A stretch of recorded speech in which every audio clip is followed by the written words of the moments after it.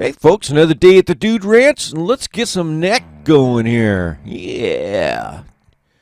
All right. So first things first, let's get this thing all nice and squared up. All plain, so it's all one unit here.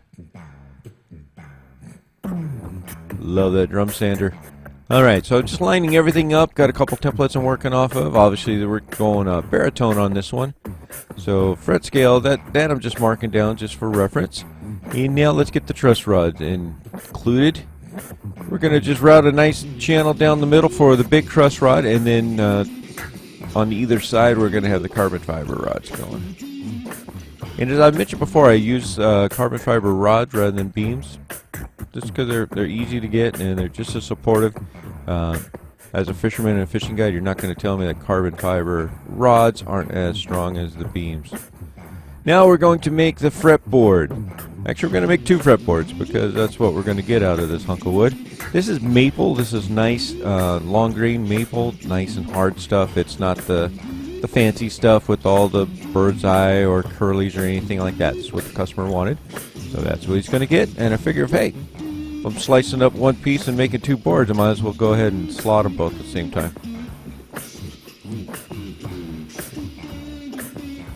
And here we go. So first I'll just make sure that I got my saw set up right. So on this one, I've got the metal plate. That's going to be your regular fender scale. And then this one right here, this is what the customer's getting. We're doing it, I call it a 704. It could be a 698. You know, it's in that range as far as millimeters wise. Some folks call it a 27 and a half. Some call it 27.7. Whatever. As long as it gets intonation, it sounds good. Now I like to get my heel done before I put the fretboard on. It's a lot easier later for me. But I like to keep everything else nice and block, and you'll see why, because it's the stuff I'll be doing in the bandsaw later, so it's nice to have a nice square block and not something that I have to juggle. Yes, I use popsicle sticks to keep the nut down, and then I use super glue to keep the carbon fiber rods down. This just keeps everything from rattling. And then good old toothpicks to keep the fretboard lined up. So I do all that first and then get the glue going. Then that way when I put the fretboard back on, it doesn't slide around on me. Nice and lined up. Break them off nice and flush, and then I put these metal beams on there. They work like a calling. Okay, I let that set overnight, and here we are the next morning. It really only has to set a couple hours, but I happen to do these things after dinner. That way I don't have to worry about it, not in the way, and I don't need my clamps anyway, because after that, I'm going to bed. And this is why I like to leave it blocked. It's a little nice and easy to do all this kind of carving and tracing. And then you don't get the glue up marks.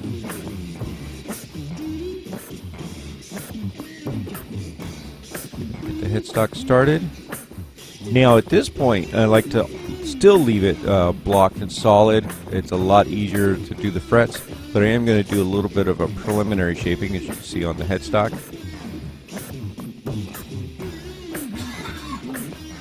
Now this is going to get a 0 fret, but I'm still using need a slot for the nut to go in. It's going to be a spacer nut. And you see that little trick? Now we've got access for the truss rod wrench. Working really fast. There's a lot of stuff here. There's about 2 days worth of work. About 16 hours, 20 hours worth of work that you're seeing here in about 16 minutes.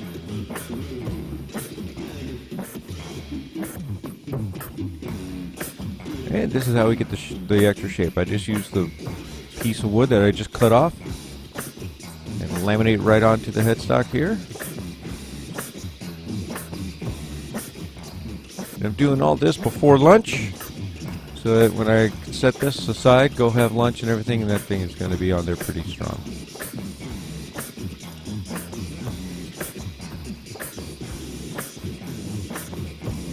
And now we continue on with more shaping.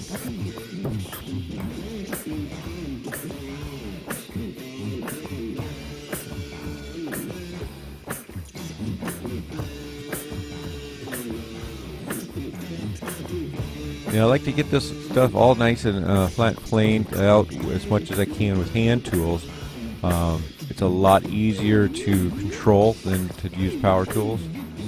And here, you know, just a bit is all you need, and if you take a little bit off too much, you can't put it back on. And then we go to the power tools. And now we're on to the oscillating sander.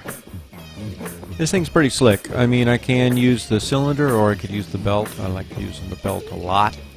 But yeah, look at that thing. It just gets right in there. Helps me with the shape of everything that I need. At this point, I'm not going to do the full shaping on the neck. I'm going to do that after I get the frets. I still like to have a nice big chunky piece while I do the frets. And you'll see why. You'll see my method here in just a moment. You'll see why I like doing it that way. And here you go, tuner holes. I'm putting just a slight radius on here. I'm not going to go all the way yet because we want to put in those marker dots, which is what we're doing here. Measure, measure, and then drill, and make sure you drilled in the right spot and remeasure, you know, that kind of thing. Very simple stuff. Make the holes, glue them in, file them down, and now we're doing radius sanding. So I'm just checking everything, making sure it's all nice and good. Customer wants a 12, so we're giving them a 12. You know, on the back end, I've got a little bit of a 16, but it's just 12 all the way. Now we're oiling up the fretboard. I like to get everything nice and coated and pretty much done before I put the frets in. It's a lot easier than trying to get all the finished product in between the frets and then cleaning off the frets and doing that. I still do that a little bit, but it's more touching up whatever scraping that I may have done during the process. But if I get the base of it done, a nice good thick protective layer, then it really helps take care of the fretboard. And let that set overnight. There it is next morning. Could always tell the morning because I got that bright light coming in from my barn doors, letting the sun in, and I'm usually wearing a long sleeve.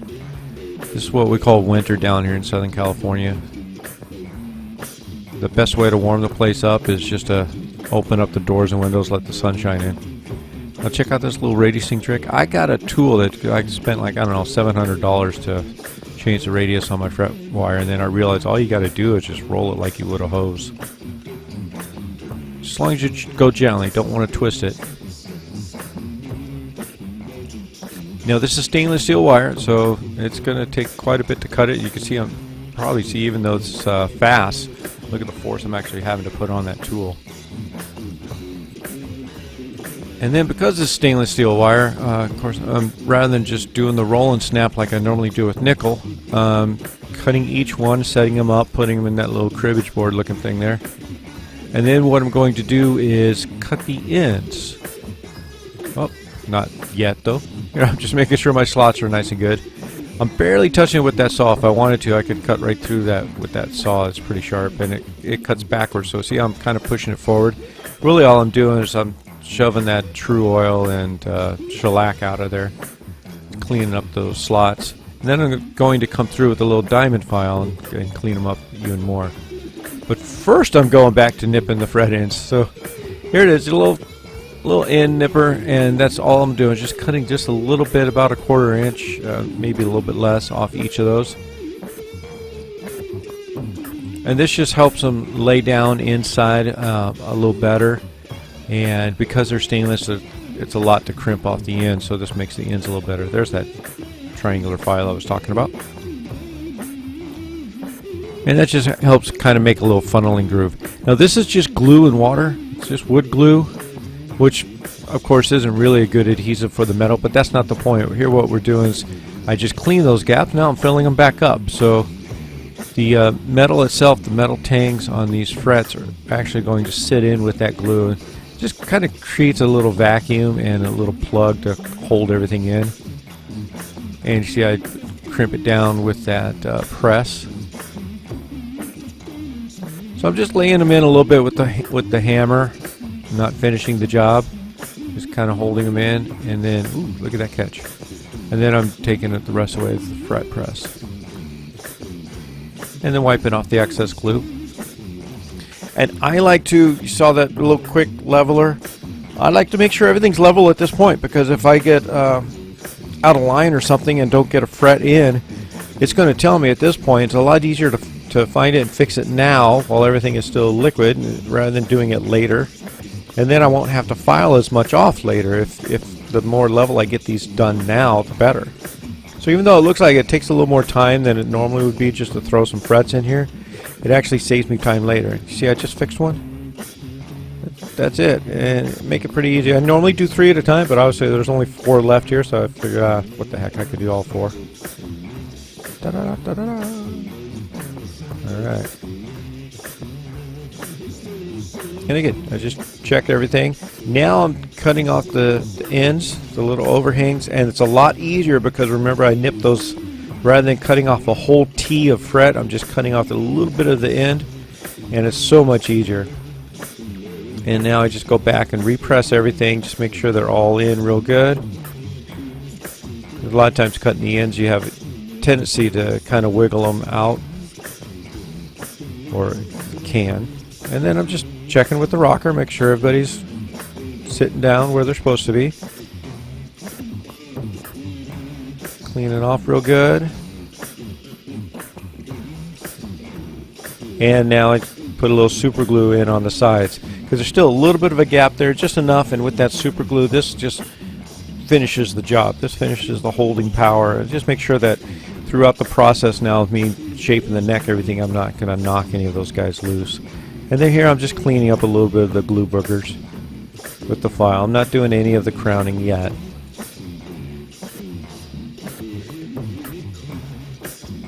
And this is a file that I've got set up on 2 angles. So one is about 60 degrees, not quite 45. It's a little less than 60, a little more than 45. And then the other one's a 90. So this just helps me put a little bit of a bevel angle on those things. And here we go with this cut. Now before I do any crowning, polishing, flattening of the frets, leveling, all that, I want a shaped neck. So at this point, now we're going to get the neck ready for shaping. But can't forget the side dots.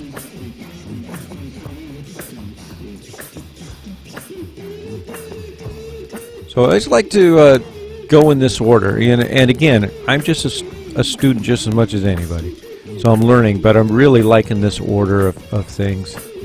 To me, it just works and helps me keep a formula. That way, every guitar I make, I know where I'm at. Working from home and running 2 businesses, I get called away a lot. So I get right in the middle of doing something, and somebody calls me away or gets my attention, phone rings, and it's really easy to know where I am because I'm always running in the same order. But just a little thing I do. And here we go. Now we're neck shaping. Now there's a lot of ways I like to shape necks that I haven't picked a favorite yet, but I just got new belts. You can see the ones hanging on the pegboard. So I got a 40 for this sander, and I thought, why not? Let's just, rather than using the rasp and the grinder like I normally do, I'll just try shaping the whole thing on this. It's pretty fun, but you can definitely see my vacuum doesn't quite keep up with the dust, which is one reason why I got a new dust collector. I hope you guys saw that episode. That was pretty interesting. But yeah, so this is a 40. This thing is just knocking that walnut right off of there. Yeah, obviously I'm high speed here, but really it did not take me very long to actually move some wood. So then I already up, this is an 80 here, so I'm already up to an 80. And I may or may not have skipped past the part where I did a 120 was the final machine grind, and then the rest I'm doing by hand, which will be on the next episode, because now that we got this all done, we're going to route a neck pocket, and then that's going to be it for this one. So this is your episode for today. This is part 2, and there's going to be a part 3, maybe a part 4. I'm trying to consolidate as much as I can, but I don't want it to all be a blur. To me, it's you know, I look at videos of guys making guitars. I want to see their techniques, and I'm hoping you're getting to see what I'm doing here. Not saying it's right, but it works. Obviously, I'm using a JM body here because that neck pocket was just the right size for me. And rather than looking through all my templates, it was just easier just to put that on there and go with it.